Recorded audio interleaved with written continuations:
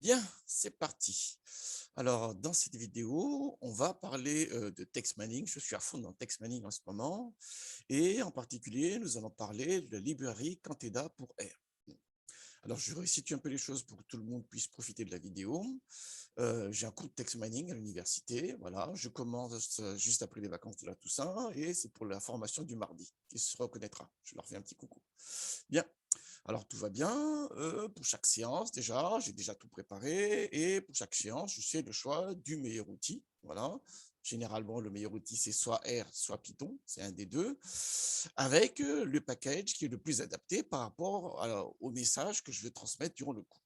Ok, donc là, il n'y a pas de souci là-dessus. Sauf que quoi? Sauf qu'il y a d'autres packages par ailleurs et qu'on n'a pas le temps de le voir parce que le temps est limité. Donc, mon idée avec ces vidéos, ça fait 1 an maintenant que je fais des vidéos, hein, je trouve ça très amusant. Mon idée avec les vidéos, justement, c'est d'essayer de compléter mes séances de cours en montrant les autres packages possibles. Hein. Voilà. Comme ça, quand les étudiants feront leur travail, leur projet, parce qu'il y a une évaluation pour le cours, dans tous mes cours, il y a une évaluation, c'est tout à fait normal, et ils auront à réaliser un projet, ils pourront utiliser le package qu'ils veulent. C'est ça l'idée. Hein. Moi, je n'ai pas de restriction sur le package. Moi, ce que je veux, c'est que je définis une mission, un cahier des charges, et je veux qu'on réponde à cette mission-là. C'est ça l'idée. Alors, j'ai fait une vidéo hier où j'ai présenté TidyText. Voilà, pour R également. Hein, j'ai présenté TidyText, voilà. Très bien, donc les étudiants ont pu regarder, vous avez pu voir déjà qu'est-ce qu'on peut faire avec ce package-là, hein, qu'on ne verra pas ensemble en cours. Hein. Moi, je serai partir sur d'autres packages. Hein. On va utiliser d'autres packages, NLTK, TM, enfin tout ainsi de suite, hein, sous Python et sous R. Voilà. Mais c'est une possibilité. Et aujourd'hui, ce que j'aimerais vous montrer, que vous puissiez également vous entraîner dessus, c'est le package Canteda pour R, hein, pour le logiciel R. Voilà. Alors, vous avez la page qui est là, très bien, donc vous pouvez regarder, vous pouvez le télécharger, installer, ainsi de suite. Et l'autre élément important également, c'est qu'il y a une page spéciale pour les tutoriels. Voilà. Donc moi, j'ai regardé en détail le tutoriel. Je peux vous dire que j'ai passé du temps là.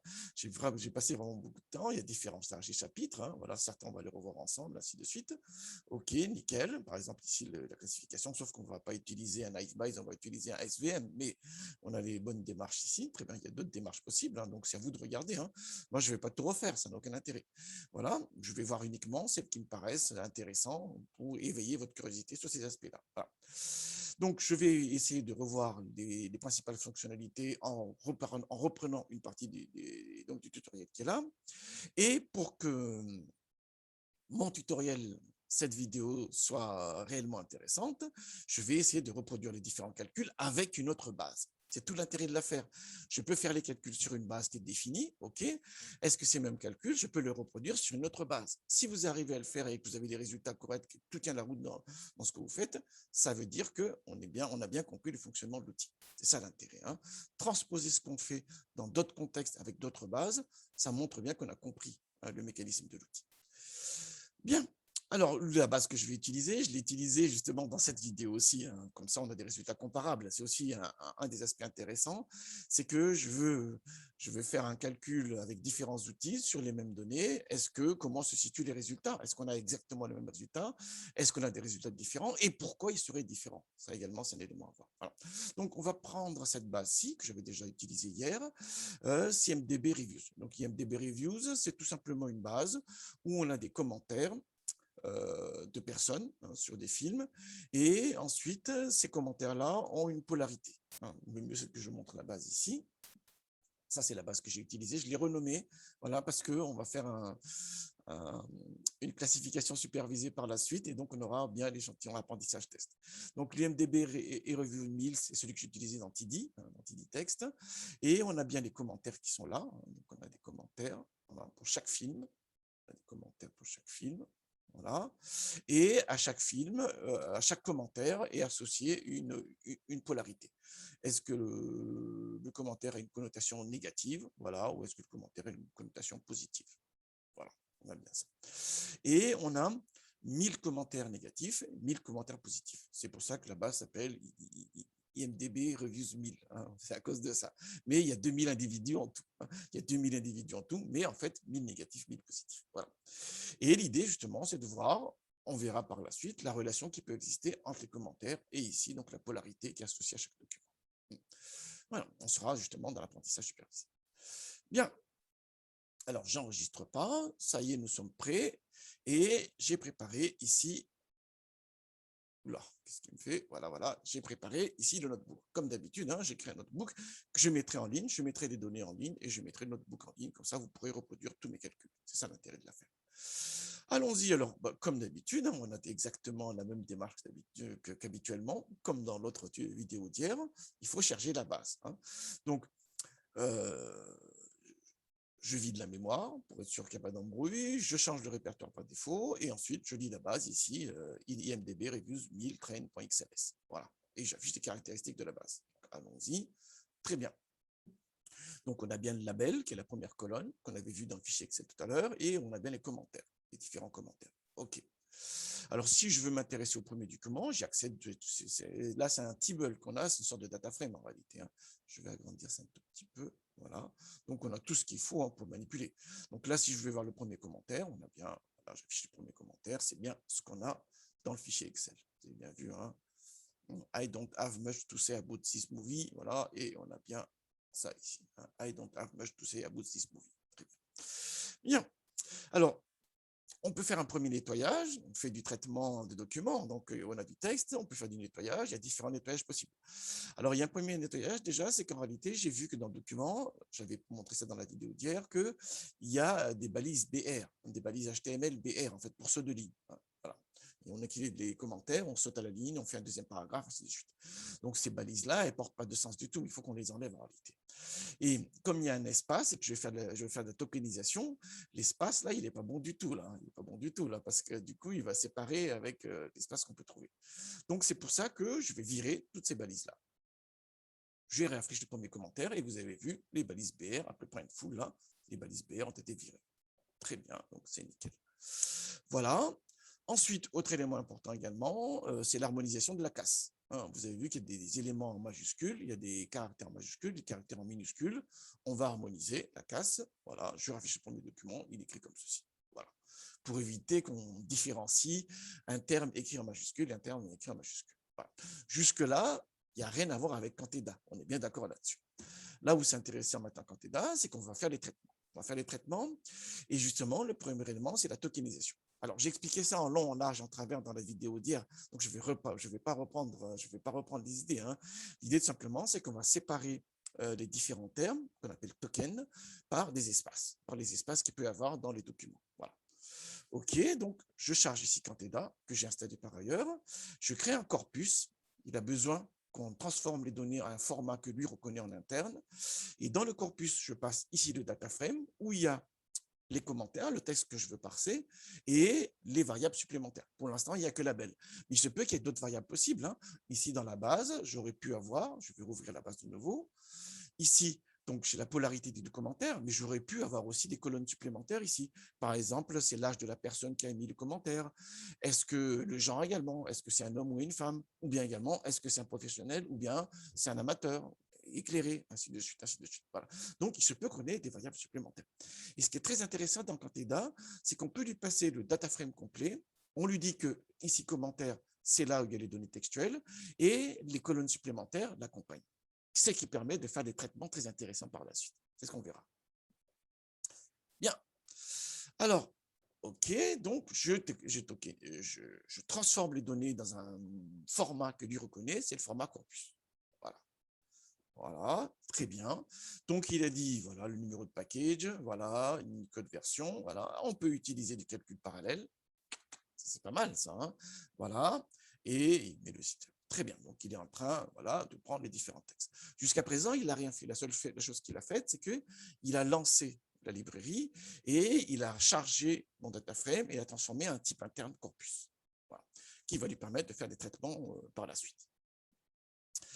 Alors, on peut avoir un summary sur le corpus, voilà, et on arrive déjà sur une sorte de pré-tokenisation. Qu'est-ce qu'il dit? Déjà, donc, il a créé un identifiant. Vous avez vu, il a créé un identifiant. Hein, comme il n'y avait pas d'identifiant, il a créé un identifiant texte 1 jusqu'à texte 2000. OK. Ensuite, il a, il a mis ici les sentences. Ça veut dire quoi? Ça veut dire c'est les phrases en réalité. Donc, il a repéré les points et il a compté les phrases qu'il y a dans le document. Regardons ici, hein, regardons le document, il est là, le document là. Hein, il est là. Donc là, il y a un point, voilà, premier point, et il y a un deuxième point forcément quelque part, sinon il aurait pas. Voilà, un deuxième point forcément. Donc pour lui, ça c'est la première phrase. Ensuite, ça, c'est la deuxième phrase, et là, c'est la troisième phrase. C'est ça qu'il est en train de faire. Voilà. Ensuite, qu'est-ce qu'il dit? Sur le premier document, il y a 113 tokens. Hein, donc, il y a 113 termes, 113 mots, si vous voulez. Ainsi, hein. Voilà. Il utilise donc l'espace comme séparateur. Ou bien également les ponctuations. Voilà. Et 79 types. En fait, c'est le nombre de tokens distincts. J'ai du temps à chercher ça. Hein. J'ai dit, mais qu'est-ce que c'est que type? En plus, type, c'est pas parlant du tout. Hein. Voilà. Mais en fait, il y a 113 termes et il y a 79 termes distincts. Parce que certains termes peuvent se répéter. On est d'accord là-dessus. Hein. Dans le premier document, là, il y a sûrement des termes qui se répètent. Et have, là. Hop, une fois, deux fois, ainsi de suite. Voilà.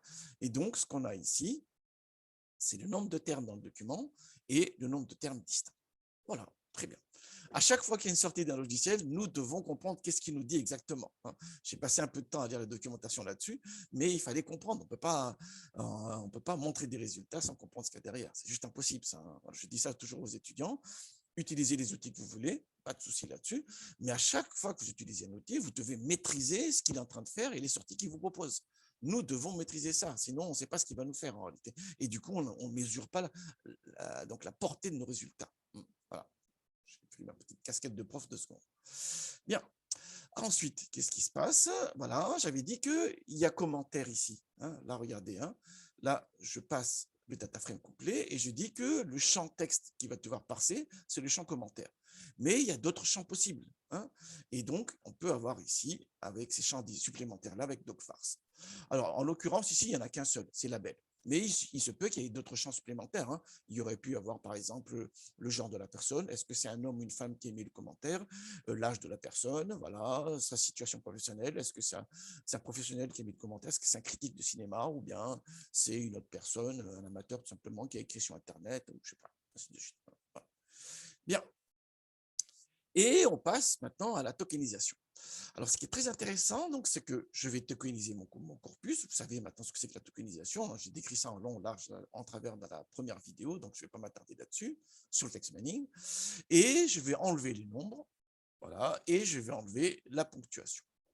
Voilà, les points d'interrogation, les points, ainsi de suite.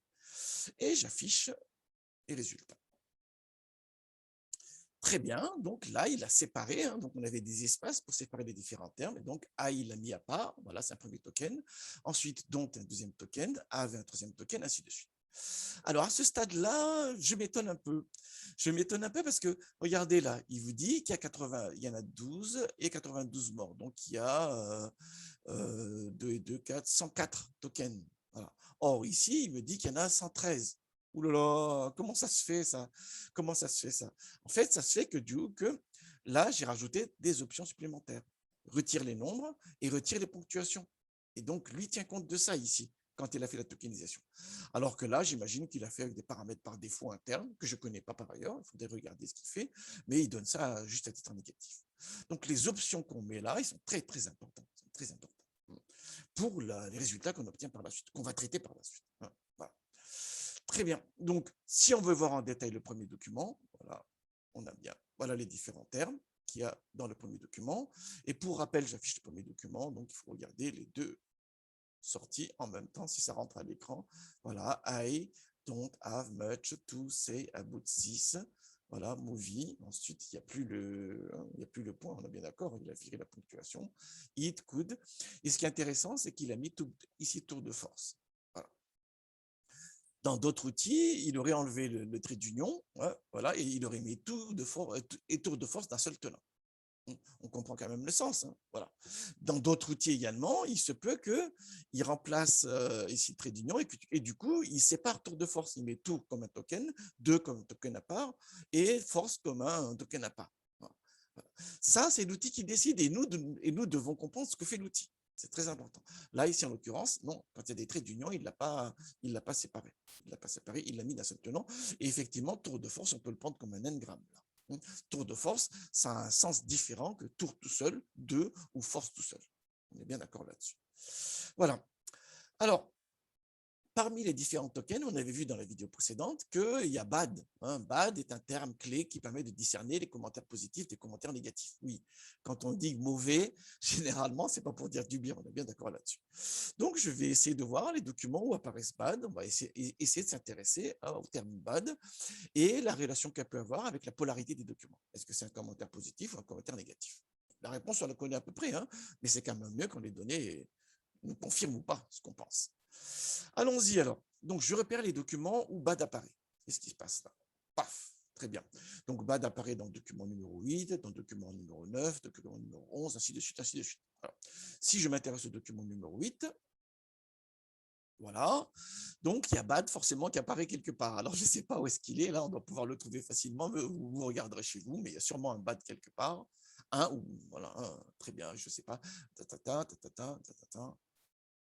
Je regarde 2 secondes, mais bon, bah voilà. Il y en a au moins un, il est là. Très bien. Alors, ce qui est intéressant, donc, c'est qu'on va s'intéresser à BAD, il apparaît dans différents documents, mais ce qui m'intéresse aussi, c'est ce qu'il y a autour de BAD, le voisinage de BAD, la contextualisation de BAD. Il y a une séance qui est consacrée à ce thème-là du voisinage, comment gérer le voisinage, comment le prendre en compte avec des méthodes de deep learning, on verra ça ensemble. Voilà. Et justement, là, on a déjà une sorte de pré-traitement qui va dans ce sens-là. Je repère les mots qui m'intéressent et je regarde le voisinage pour voir qu'est-ce qui se passe. C'est une sorte de contextualisation. Mais on va consacrer une séance là-dessus, donc il n'y a pas de souci là-dessus. Donc, il y a un outil pour ça, c'est l'outil Quick. Donc, je prends ici les documents tokenisés, c'est le pattern BAD qui m'intéresse, et je veux avoir une fenêtre de 2 termes autour de BAD, 2 termes avant et 2 termes après. J'affiche que les 10 premiers, pas besoin de tout afficher, ça va remplir tout l'écran, on ne verra plus rien. Et voilà, dans le document numéro 8, à la 65e place, il y a BAD qui apparaît, et il est précédé de 2 termes, c'est Everything That, et ensuite suivi de 2 termes, c'est Movie Hunters. Ensuite, également, dans le document 8, toujours, Arbiter, précède BAD et Movie House, voilà. Et dans le document ainsi de suite, 17, cette fois-ci, BAD est suivi de Movie. Donc, généralement, BAD, on peut voir Movie peut-être autour, ainsi de suite, ainsi de suite. Voilà. C'est très intéressant parce que ça permet de contextualiser le rôle de chaque terme. On verra ça en détail dans une séance spéciale pour ça. Mais clairement, cet outil-là, justement, permet de faire simplement, sans calcul complexe, déjà de regarder autour des mots qui nous paraissent pertinents pour l'analyse des documents que nous sommes en train de faire, de regarder les voisinages autour de ces mots qui nous paraissent pertinents. J'ai mis ici bad, mais j'aurais pu mettre également worse pour pire, ou ainsi de suite, ainsi de suite. Voilà. Donc, c'est toujours intéressant. Et cet outil-là permet de le faire très simplement. Je vous enjoins à regarder ici les tutoriels. Il y a il y a vraiment de nombreux exemples.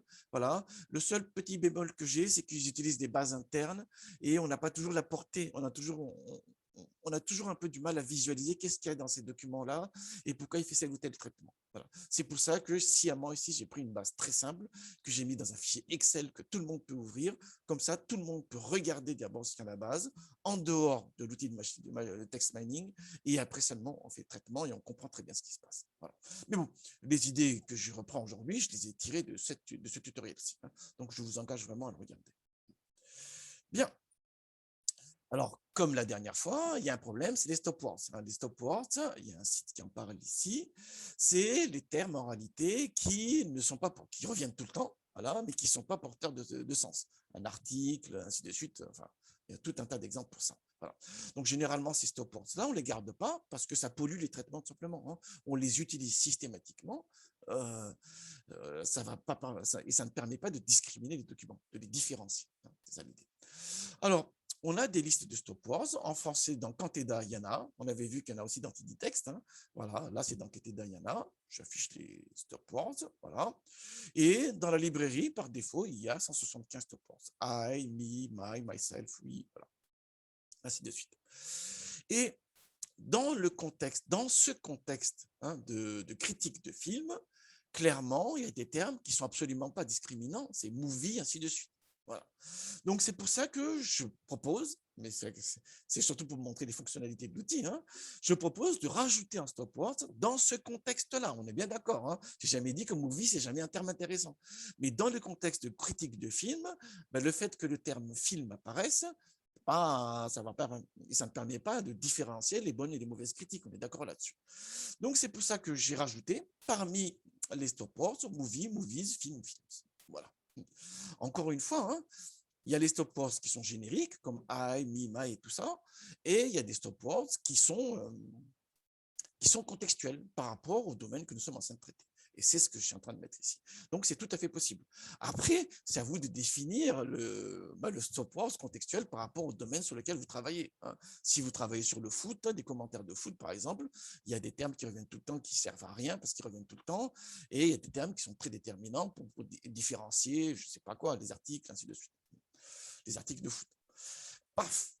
Donc, j'ai rajouté ces 4 mots supplémentaires et maintenant, on a 179. 175 plus 4. Voilà. Allons-y alors. Ces mots, je vais retirer de l'ensemble des tokens, justement, ces stopwords-là. Voilà. Paf. Et voilà. Là, j'affiche le premier document et j'affiche en référence le premier document où il y avait les stopwords. Et on voit très bien. Hein, tac, tac, tac, tac. Voilà, le I, il l'a enlevé, dont il l'a enlevé, have, il l'a enlevé, il a gardé le much. Ensuite, le to, il l'a enlevé, il a gardé le say, un wonderful, ainsi de suite. Tout l'intérêt de ça, c'est de réduire la dimensionnalité. C'est ça, hein, en réalité, ça ne m'embête pas à casser, ainsi de suite. Mais quand je vais faire les traitements et par la suite, au lieu d'avoir des colonnes, enfin des fichiers de données avec, d'avoir un data frame avec 30 000 colonnes, on réduit le nombre de colonnes. Ça sert à ça exactement. Ça sert à réduire les dimensionnalités. Et on sait que les algorithmes de machine learning sont extrêmement gênés par la dimensionnalité. Quand vous avez une représentation très creuse, où les points sont isolés les uns des autres dans un espace énorme, bah, essayer de trouver des algorithmes qui arrivent à tirer l'information utile, pertinente de ces données-là, il n'y en a pas des masses. Donc, réduire la dimensionnalité en essayant de perdre le moins d'informations possible, c'est tout l'enjeu du text mining. C'est tout l'enjeu de tous les domaines où on génère des descripteurs avec des méthodes automatisées. Là, typiquement, les descripteurs, c'est les termes, c'est les features, il appelle ça features, oui, c'est les tokens, et ils sont générés automatiquement. Et comme ils sont générés automatiquement, on en génère plein. Quelques-uns seulement sont pertinents pour les analyses qu'on veut faire par la suite. Il y en a plein qui servent à rien, et il y en a plein également qui sont redondants. Ça pose des sérieux problèmes. Donc, l'idée ici, c'est d'enlever les termes qu'on pense qui servent à rien, c'est les stopwords. Je continue. Une fois que c'est prêt, là, du coup, je peux passer à la matrice documentaire. Je peux passer à la matrice documentaire. Alors, 2 secondes quand même. Je vais venir 2 secondes ici. Tac, tac, 2 secondes. Parce que je me rends compte là que j'ai dit beaucoup de choses. Et je vais ouvrir ça. Et voilà. Et je ferme ça. Paf. Regardez. Donc, on en était bien là. Ça, c'est les documents originaux, voilà, originels, des différents documents. C'est un exemple, hein, c'est pas ce qu'on est en train de traiter là. Très bien. Ici, la tokenisation fait qu'on arrive, on a les documents comme ceci. Voilà. Donc, on a bien ici les identifiants de documents et les différents tokens associés. Voilà. Ensuite, une fois qu'on a ça, on va enlever les termes qui servent à rien. Donc, il va être enlevé, le va être enlevé, il, le, ainsi de suite. Voilà. C'est l'idée du stopword. C'est l'idée du stopword. Bien. Alors, je continue. Il faut créer maintenant la matrice documentaire qui est propice aux différents traitements. Alors, c'est quoi la matrice documentaire? Je reviens à mon affaire, là, c'est ça. J'ai une représentation comme ceci, là. Bon, moi, ce n'est pas vraiment la représentation qu'on a ici. Hein. Voilà, et on va passer à une représentation matrice documentaire où en ligne, c'est les documents, et en colonne, c'est les tokens, les termes, hein, les features. Il appelle ça features, lui. Hein. Donc, pour lui, c'est matrice document features. Mais bon, c'est bien les termes en réalité. On est bien d'accord. Donc, on passe de cette représentation-là, pas exactement celle-là sur Canteda, hein, mais c'est les mêmes idées, à cette représentation-là. En fait, on passe plutôt de cette représentation-ci directement à cette représentation-ci. Il n'y a pas l'étape intermédiaire comme j'ai pu faire dans Tiditext. Allons-y. Donc, voilà. Et voilà ma matrice. Alors, on a pour l'instant, quand même, malgré tout, alors qu'on a viré les stopwords et tout ça, on a 30 000 features, hein, 30 000 colonnes dans notre fichier de données. Heureusement qu'il ne les a pas tous affichés. Hein. Ça, c'est un premier élément important. On a bien 2000 documents. Là, on a les identifiants qu'il a créés automatiquement parce que je n'en avais pas. Et il a besoin de ça pour discerner le document. tant mieux qu'il le rajoute. Et on voit bien que ce qu'on a à l'intérieur, là, c'est le terme fréquency. C'est la fréquence de chaque terme. Donc, dans le premier document, le terme much va apparaître 2 fois. Dans le premier document, le terme C apparaît une seule fois. Dans le premier document, le terme CLR apparaît 2 fois. Ainsi de suite, ainsi de suite. On a la matrice individu variable qu'on connaît bien et la pondération qui est utilisée ici, c'est la fréquence. Voilà. Alors, il y a une série d'outils pour accéder à la caractéristique de la matrice. Alors, on dirait que c'est un data frame, mais ce n'est pas un vrai data frame. Hein. C'est un data frame à la sauce de Canteda. C'est ça qu'il faut bien comprendre. Du coup, il y a des fonctions supplémentaires. Hein. Quand on l'affiche, là, on dirait que c'est un data frame, mais ce n'est pas un data frame. On est bien d'accord là-dessus en VT1. C'est une extension de data frame qui est propre à Canteda. Alors, du coup, il y a des fonctions supplémentaires. La ndoc, c'est l'équivalent du nrow. Nfit, c'est l'équivalent du ncall. Voilà. Très bien. Et on peut avoir aussi ici donc les identifiants, donc l'équivalent du row names, voilà, c'est docnames. OK. On peut avoir la liste des variables, des descripteurs, l'équivalent du call name, si vous voulez, c'est fitnames. Pourquoi pas, hein, pourquoi pas.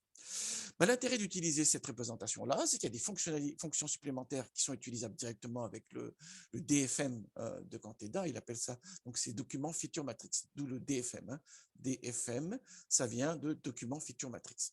Voilà, il y a des fonctionnalités supplémentaires et j'imagine également qu'en termes de stockage, il y a un stockage qui est plus efficace que d'utiliser des matrices pleines, hein, parce qu'il y a plein de zéros partout. Vous avez vu, hein, il y a plein de zéros partout, donc ça ne sert à rien de stocker ça de manière explicite. Hein. Donc j'espère, et j'imagine que c'est le cas, hein, qu'il a un système de représentation interne qui permet de sauver de l'espace mémoire en sachant qu'il y a très peu d'endroits où il y a des valeurs différentes dessus. Alors, autre élément important également, c'est qu'il dit qu'il y a une variable supplémentaire. C'est la variable label qu'on avait vue au début. On peut avoir des variables supplémentaires en plus, on est d'accord, hein, l'âge, le sexe, comme je l'ai dit tout à l'heure. Dans notre exemple, il n'y en a qu'un seul. Donc, c'est une extension du data frame, voilà, qui est spécialisée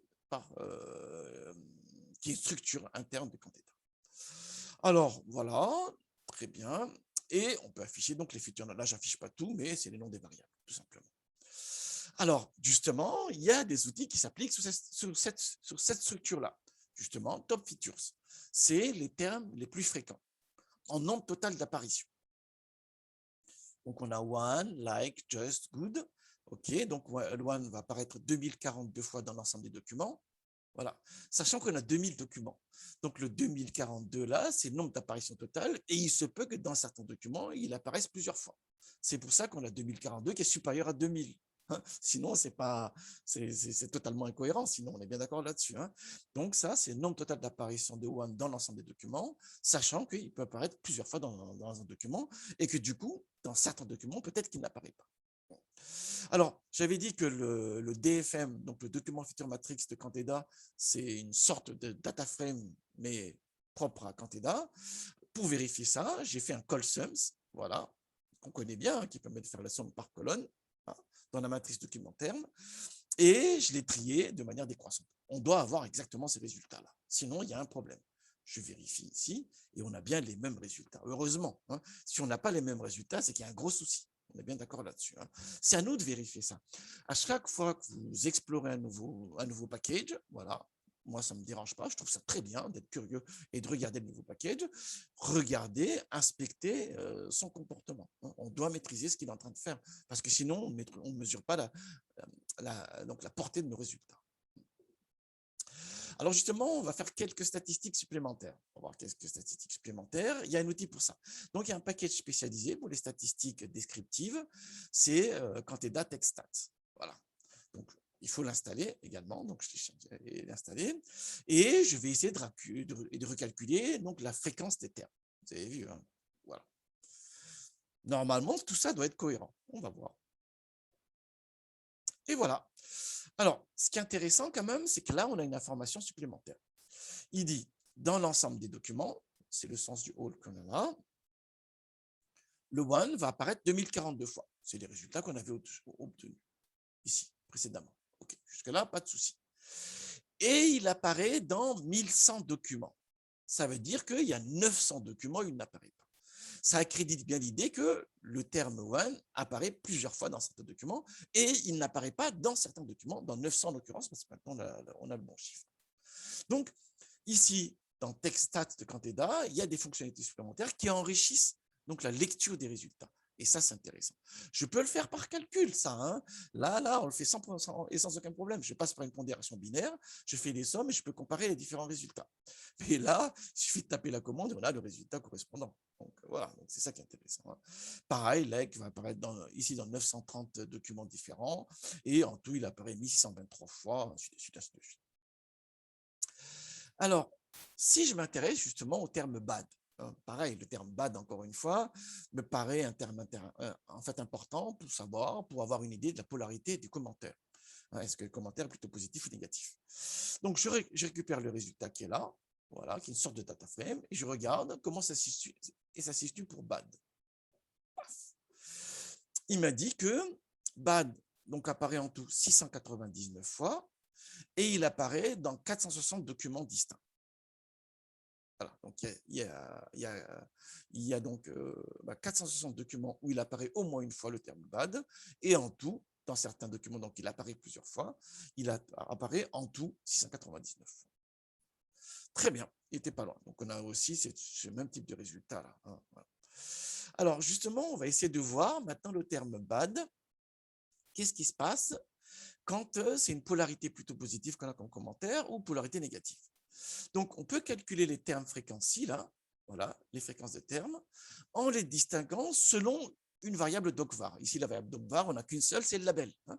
On va compter donc l'apparition de chaque terme conditionnellement au fait que c'est un commentaire à polarité positive ou un commentaire à polarité négative. Je lance ici. Et voilà. Alors, le one, donc, il apparaît dans les documents à polarité négative. Le one, on apparaît 940 fois et il apparaît dans 529 documents distincts. Voilà ce qu'il dit. Alors, regardons ce qui se passe pour bad. C'est ce que je fais là. Voilà. Donc, je filtre les résultats avec bad, paf, qui n'a rien à voir avec l'album très connu d'un chanteur qu'on connaît bien. Voilà, qu'est-ce qui se passe? Dans les commentaires à polarité négative, Frequency apparaît en tout donc 554 fois. Et il apparaît dans 344 documents différents à polarité négative. Dans les documents à polarité positive, il apparaît 145 fois en tout et il apparaît dans 116 documents différents. Donc, le terme bad donc, apparaît plus souvent dans les documents à polarité négative que positive. On s'y attendait un peu. Hein. Quand on dit bad, ce n'est pas pour dire du bien. Mais là, on a les chiffres cette fois-ci. C'est ça l'intérêt de cet outil. Voilà. Donc, ça permet de voir ici une sorte d'association entre chaque terme et une variable supplémentaire qu'on va utiliser pour discriminer les commentaires. Ici, en l'occurrence, c'est la variable, la catégorisation. En fait, c'est la catégorie du commentaire. Est-ce que c'est un commentaire positif ou négatif? Ce qui va nous servir de variable cible tout à l'heure. Très bien, donc ça permet d'enrichir les résultats et de comprendre ce qui se passe. Donc bad, c'est plutôt un marqueur des commentaires négatifs parce qu'il apparaît plus souvent dans les commentaires négatifs que dans les commentaires positifs.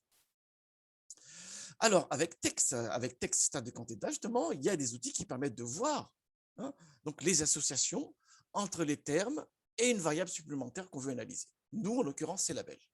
On va voir l'association pour voir quels sont les termes les plus importants pour essayer de distinguer les différentes valeurs possibles d'une variable qui nous intéresse. Donc, ici, le KNS, là, qu'est-ce qu'il permet? Voilà, il permet de voir donc ici l'association de chaque terme avec la variable qui m'intéresse. Et la variable qui m'intéresse, c'est le label. Voilà, on est bien d'accord là-dessus. Et la modalité cible, c'est positif. Je veux distinguer les commentaires positifs, à polarité positive.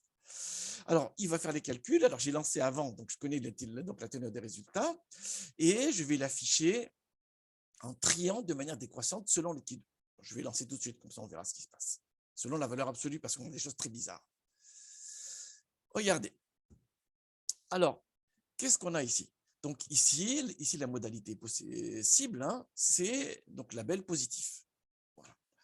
Et donc l'autre, c'est label négatif, parce qu'il n'y a que deux valeurs possibles. On est d'accord là-dessus, on est bien dans un cadre binaire. S'il y avait plusieurs modalités, c'est pas grave. J'en cible une contre les autres. Donc, ici, le end target, c'est ceux qui correspondent à la modalité positive, voilà, et le 554, c'est les autres. C'est bien ce qu'on a ici. Vous avez vu, hein, 554, 145. On a bien les différentes valeurs. Et il va calculer un qui 2. Bon, moi, pourquoi pas, je vois très bien. En fait, il a fait un tableau de contingence à l'interne. Voilà. Un tableau de contingence où, en ligne, il y a positif, négatif, forcément, puisqu'il y a les deux modalités possibles, hein, qui est défini par cela. En colonne, il y a le terme bad, selon qu'il est présent absent. On voit bien ici, là. Et on a un qui 2, je sais ce que c'est qu'un qui 2, mais un qui 2 négatif. Yeah, ah, ça, c'est problème, ça. Hein. J'ai jamais vu un qui 2. Ça n'existe pas un qui 2 négatif. Donc, j'ai besoin de savoir qu'est-ce qu'il est en train de me faire là. Qu'est-ce qu'il est en train de me faire? Quand même, si je regarde les résultats, je vois des termes intéressants pour identifier la polarité des commentaires. Regardez, bad, on sait ce que ça veut dire. Worst, c'est le pire. Worst, on sait ce que ça veut dire également. On a vu déjà la dernière fois. Il y a great également. Voilà, quand great, c'est positif. Awful, c'est négatif. Voilà. Love, ça devient positif. Best, ça devient positif, ainsi de suite. Donc, on voit bien, on comprend le lien qu'il peut y avoir entre ces différents termes avec la polarité des documents. On comprend bien. Et on voit bien que quand c'est négatif, c'est plutôt, on a une sous-représentation des commentaires positifs. Hein. Voilà, 145 contre 154, ici 30 contre 193. Voilà. Et quand on a une surreprésentation des commentaires positifs, là, le qui2 passe positif. 489 sur 198. Mais j'avais besoin de savoir d'où vient ce chiffre-là. Qu'est-ce que c'est que ce chiffre-là? Alors, tout simplement, en fait, il a réuni les tableaux. Voilà, il a fait une sorte de tableau, si vous voulez, il a fait un tableau pour tous les commentaires négatifs et tous les commentaires positifs, et il a fait la somme au bout de chaque ligne. Donc, qu'est-ce qui se passe là? Je fais une somme en ligne, voilà, tout le tableau avec les 2000 lignes. Une fois qu'il a fait la somme en ligne, j'ai un vecteur, j'ai réuni, hein, j'ai réuni les valeurs avec une somme selon le label. Voilà. Donc, le nombre de termes total dans l'ensemble des commentaires négatifs, c'est 107 687. Et le nombre de termes total dans les commentaires positifs, c'est 119 050. Voilà. Donc, on a la marge du tableau de contingence. Donc, pour calculer ce qu'il y a au milieu, tout simplement, il suffit de faire la différence avec ce qu'on a ici. Donc, j'ai calculé à la main la matrice. Hein. J'aurais pu le faire par calcul directement, mais après, c'est ce genre de truc à perdre les personnes qui suivent la vidéo. Donc, c'est pour ça que je l'ai écrit à la main.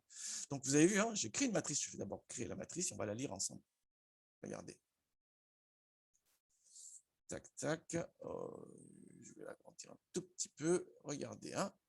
Donc, j'ai ma matrice là. Hop là, on ne la voit pas très bien. Tac.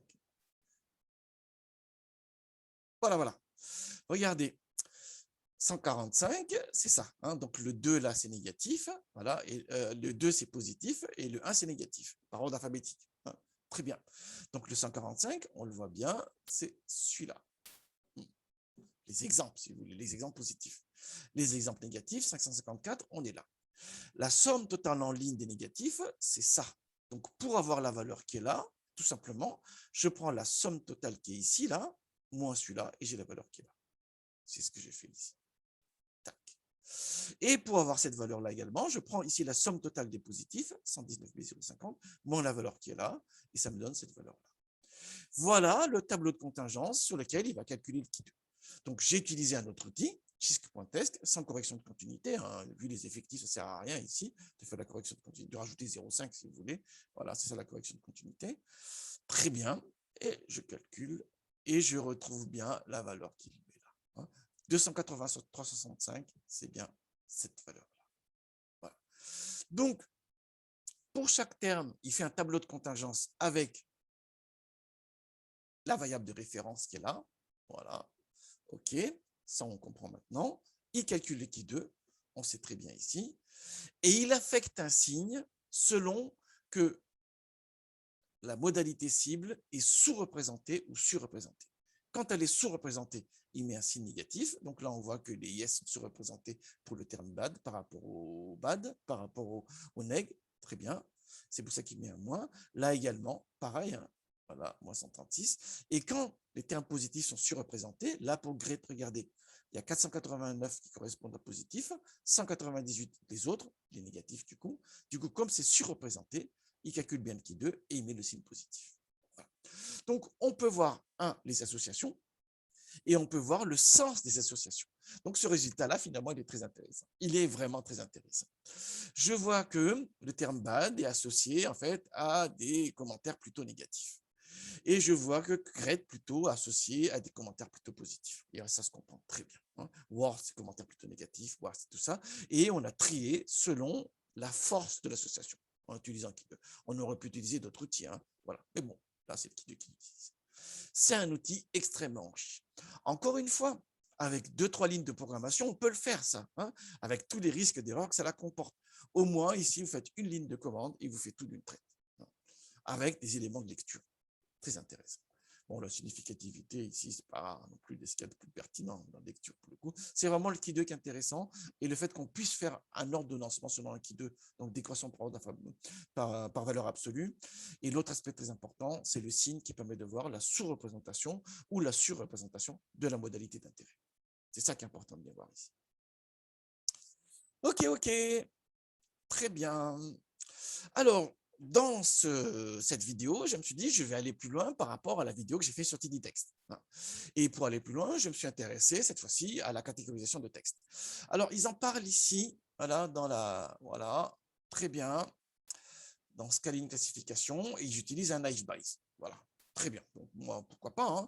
Moi, j'ai voulu faire avec ma base, utiliser une autre méthode, c'est les SVM. Très bien.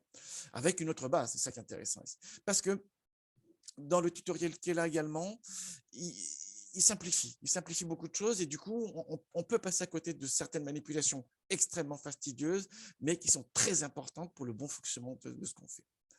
Alors la catégorisation de documents, ça fait partie de mes cours, c'est une de nos séances. Voilà, je la résume ici. Et c'est important de bien la comprendre parce que il m'arrive parfois que des étudiants viennent me voir et me disent « mais ça ne marche pas ».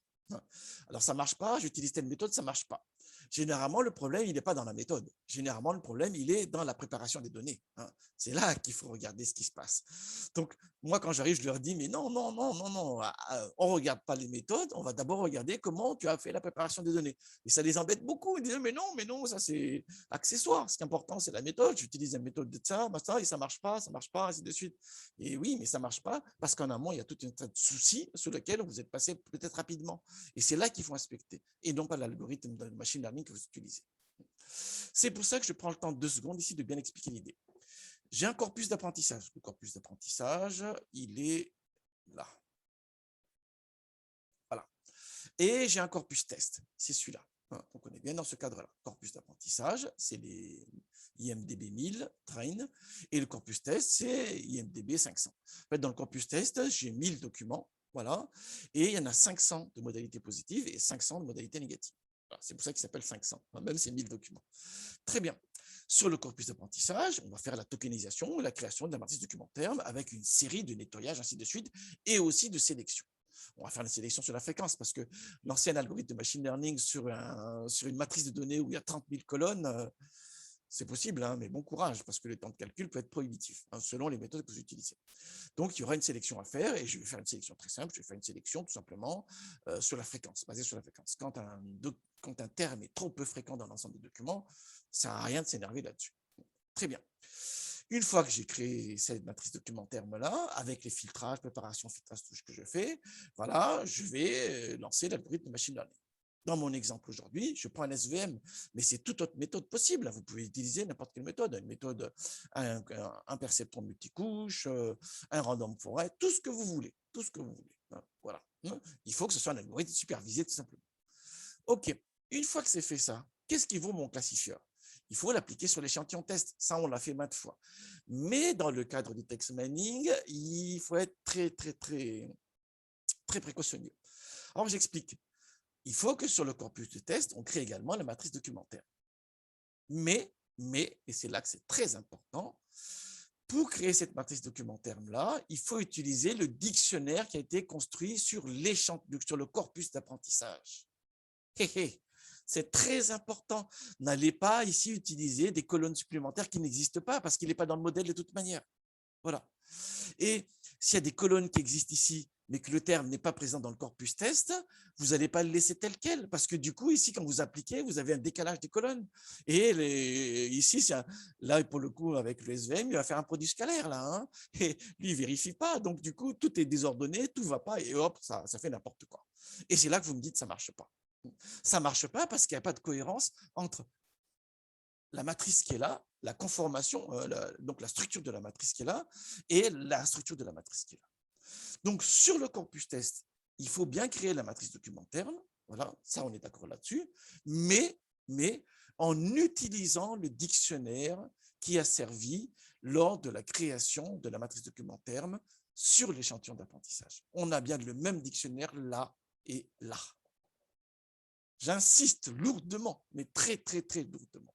Sinon, ça ne vaut pas. Sinon, quand vous allez faire ici la prédiction, ben, ça fait n'importe quoi, parce qu'il n'y a pas de cohérence entre les colonnes qui sont là et les colonnes qui sont recensées dans votre classifieur quand il va appliquer l'algorithme, quand il va faire le prédict. Hein. S'il n'y a pas de cohérence entre les colonnes qui sont là et les colonnes qui sont recensées dans le classifieur sur lequel en fait, que vous allez appliquer avec le prédict, le résultat là, il ne peut pas tenir la route. Il ne peut pas tenir la route. On est bien d'accord là-dessus. Hein. Ce n'est pas faute d'avoir insisté là. Allons-y alors. Alors, je refais toutes les manips. Je repars de zéro pour être sûr qu'on a bien les différentes étapes. Quand vous ferez le travail chez vous, je mettrai en ligne bien sûr les fichiers et tout ça.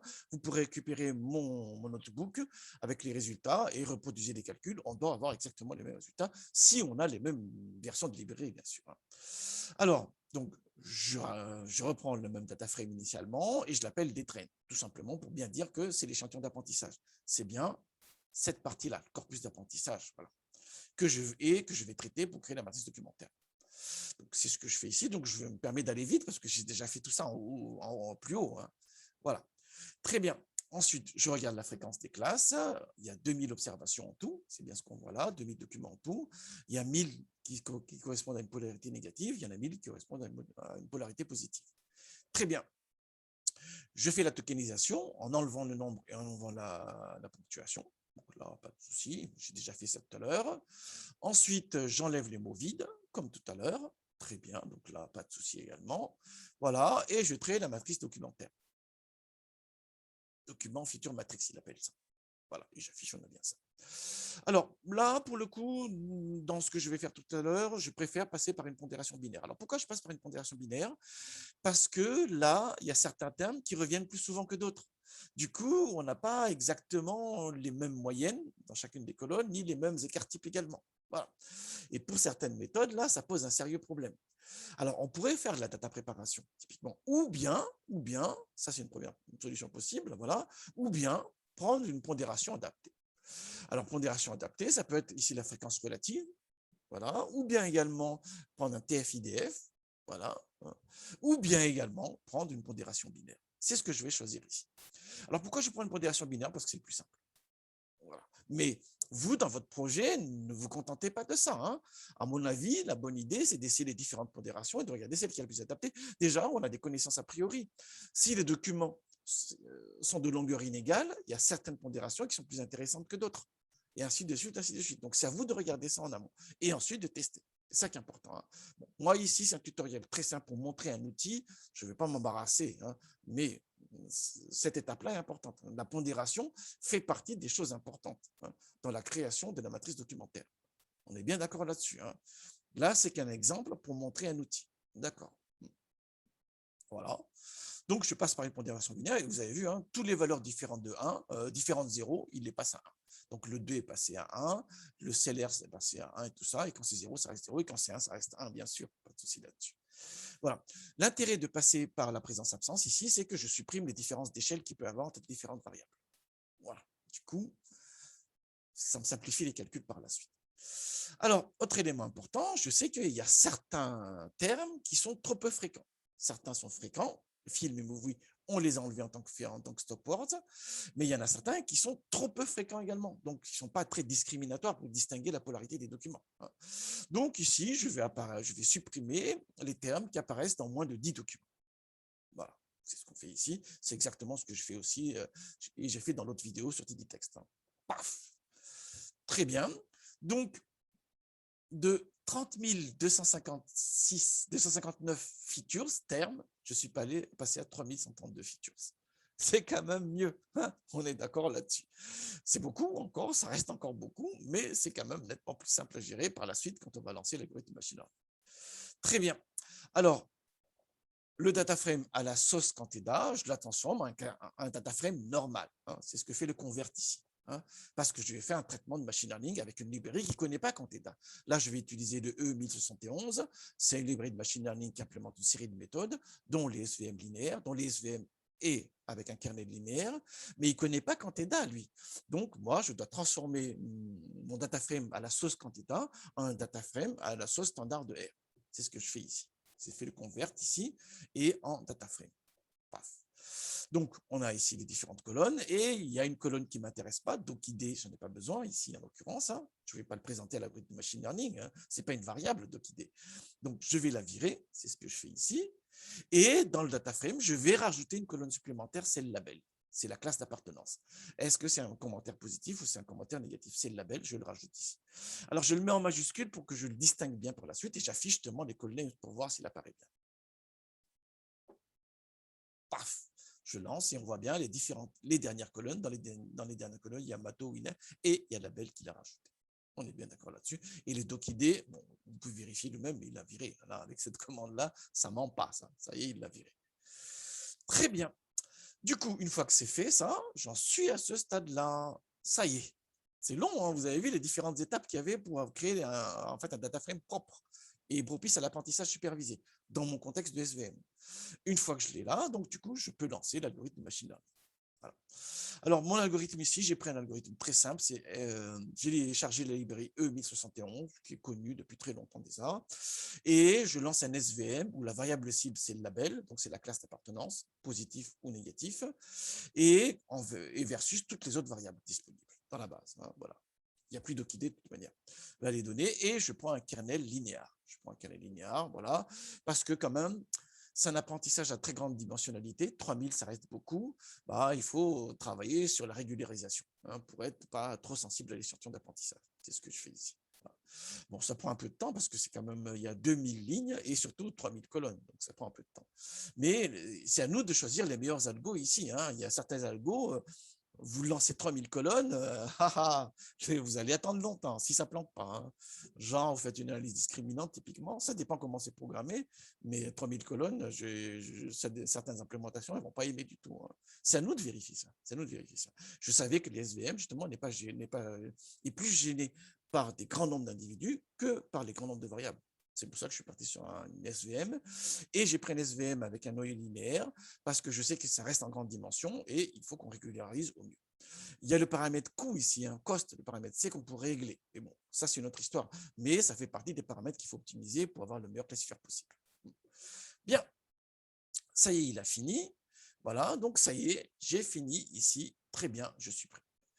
Alors du coup, qu'est-ce qu'il faut faire maintenant? Il faut charger le corpus test et créer la matrice document terme en utilisant le dictionnaire de l'échantillon d'apprentissage. OK. Allons-y alors. Alors, je charge ici, donc l'échantillon test, hein, on est bien d'accord, il y a 500 négatifs, 500 positifs. Paf. Très bien, donc il l'a chargé. Je vérifie les classes, voilà, 500 négatifs, 500 positifs. Et je procède au même nettoyage, exactement la même séquence. Alors là, sous-R, bon, je m'en rappelle, mais oui, on voit bien que ici l'idée de pipeline est quand même très intéressante. L'idée de pipeline qu'on peut avoir sous Python est quand même très intéressante parce que l'ensemble des traitements, je le mets dans un pipeline et il suffit de le reproduire. Là, j'ai fait un copier-coller des différents traitements en haut et je l'ai mis à la suite un à un. Voilà. Si j'en oublie ou je fais une faute, si je fais une faute ou si j'en oublie au passage, bah, ça pose un sérieux problème. Voilà, donc ça, pour le coup, là, Python, c'est plutôt pas mal, sur cet aspect-là, en tous les cas, avec l'idée du pipeline. Voilà. Mais bon, on fait avec ce qu'on a. Aujourd'hui, on travaille avec Canteda, et Canteda, il y a un package pour R, donc on travaille sous R. Allons-y, donc j'enlève les balises BR, très bien, je passe tout en minuscule, très bien, on voit les résultats là, hein. On enlève les balises BR, voilà, je passe tout en minuscule, je crée le corpus, voilà, et je fais la tokenisation en enlevant les nombres et en enlevant la ponctuation. Alors, il faut bien regarder ici la documentation, parce que quand il enlève les nombres, en réalité, il enlève les nombres secs. qui sont tous, qu'est-ce qu'il me fait? Voilà, les nombres secs qui sont tout seuls, qui se baladent tout seuls. Si un nombre est accolé à des caractères paraseurs, par exemple 20e pour 20e siècle, là, il les garde quand même. Mais ça, c'est un présupposé de l'algo, ça c'est à nous de regarder comment il fonctionne. On enlève les ponctuations, pareil comme tout à l'heure, voilà, et j'ai les documents donc tokenisés, j'ai le document test qui est tokenisé. Une fois qu'il est tokenisé, voilà, j'enlève les mots vides. Donc exactement la même séquence que tout à l'heure. Toutes les séquences de traitement doivent être identiques. Voilà. Voilà, très bien. Et maintenant, je la passe en matrice documentaire. Voilà. Matrice documentaire, là, on a les termes fréquencies. Je vais le passer en binaire également. Voilà. Sauf que quoi? Dans le documentaire que j'ai présenté à l'algorithme de machine learning pour l'apprentissage, il y avait 3132 features parce que j'ai fait une sélection. Et où là, il est par là. Il est là. J'ai fait une sélection sur la fréquence. La sélection sur la fréquence, je ne dois pas l'appliquer ici. Ça n'a absolument aucun sens de le faire ici, sur l'échantillon test. On est bien d'accord là-dessus. Et pour l'instant, nous, on a 20 615 features. Voilà. C'est là l'idée de faire un matching, voilà, sur la matrice documentaire test en utilisant le dictionnaire de la matrice documentaire de l'échantillon d'apprentissage. Voilà. Donc, si dans le documentaire de l'échantillon test, il y a des colonnes en trop, il les supprime.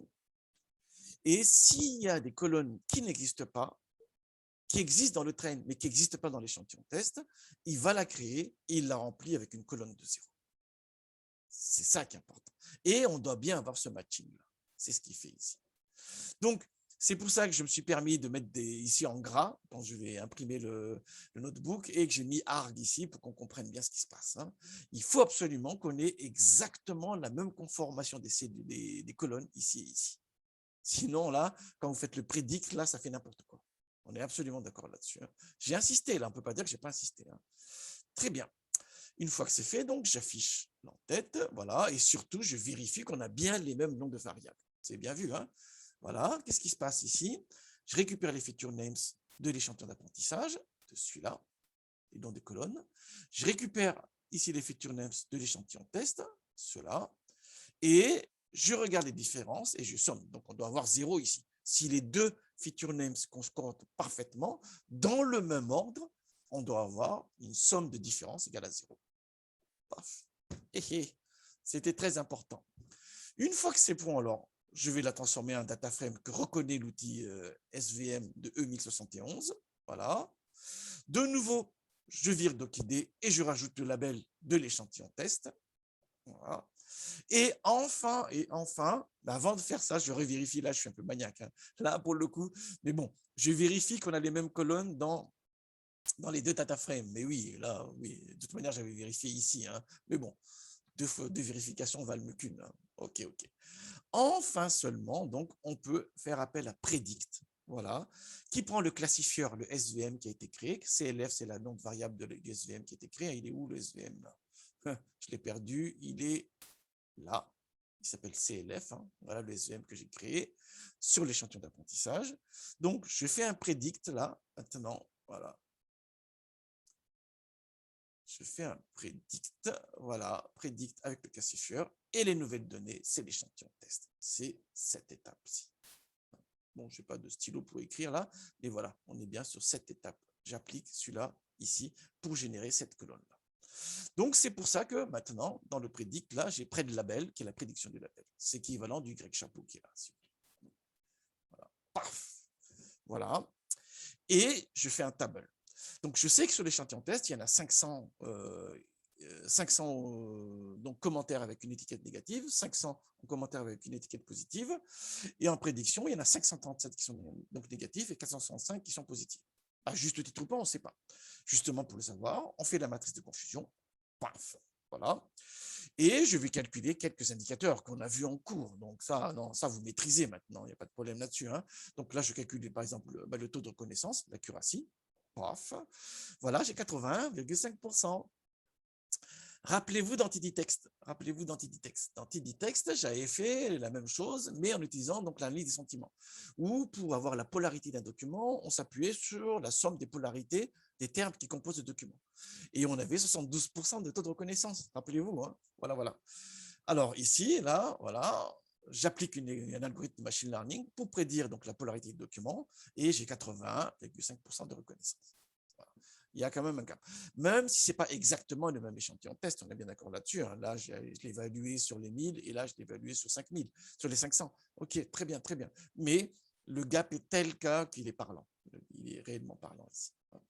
Alors, je calcule d'autres indicateurs qu'on connaît bien, hein, le rappel, sachant que la modalité positive, c'est label égale poste, hein, on est bien d'accord. Hein. Très bien, 78%. Précision, voilà, 83-87. Et le F1 score, qui est une moyenne harmonique entre le rappel et précision, qui est très utilisé en text mining. Ça également, j'ai expliqué en cours, donc je ne vais pas revenir là-dessus. Voilà, 80-82. Vous trouverez sur Internet les différents éléments. Bien. Alors, une fois que c'est fait, ça y est, j'ai terminé. Quel est le dernier message? Ici, le dernier message est très simple. C'est que vous avez, pour le projet que vous aurez à faire, vous avez différentes librairies disponibles. Voilà. Moi, je ne dis pas quel est le meilleur, quel est le moins bon, tout ça, parce que ça dépend de ce que vous êtes en train de faire, de ce que vous voulez montrer et des caractéristiques des données que vous utilisez. Voilà. Donc, ça fait partie du job de choisir le meilleur outil et dans cet outil-là, de choisir le package le plus adapté par rapport à la mission que vous vous êtes assigné. C'est ça le message le plus important. Alors, j'ai fait une vidéo hier sur TDText. Je fais une vidéo aujourd'hui sur Canteda. Je vais regarder également s'il n'y a pas d'autres packages par ailleurs sur lesquels j'aimerais attirer votre attention.